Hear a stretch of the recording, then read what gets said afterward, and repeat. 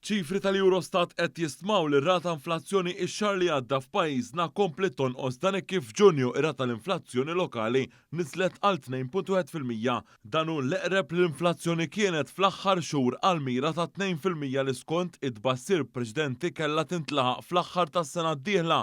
Bekk ifisser li grazzi wkoll għal miżura ta' stabilta li daħħal il-Gvern fil-bidu frar li għadda fuq aktar minn 450 prodott tal-ikel essenzjali, il-mira nazzjonali fejn tidħol l-inflazzjoni diġà qiegħda avvanzata b'madwar sena u nofs. Miċ-ċifri li għadhom kemm ġew ippubblikati mill-Uffiċċju tal-Istatistika tal-Unjoni Ewropea ħareġ kif ir-rata pajjiżna inqas mill-medja tal-pajjiżi li huma parti miż-żona euro.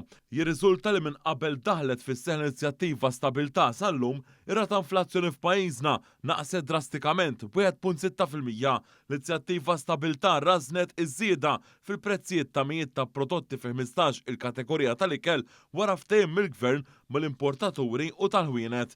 Meta tqabbel ir-rata inflazzjoni f'pajjiżna fuq perjodu ta' sena din niżlet b'aktar minn 4%. Ir-rata ta' issa iferm inqas minn dak li kien ġie imbassar fil-bidu ta' din is-sena mill-Aġenziji ta' Kreditu u istituzzjonijiet internazzjonali li kienu antiċipaw li l-inflazzjoni ma kellix tilħaq it-2% qabel tmiem is-sena d-dieħla.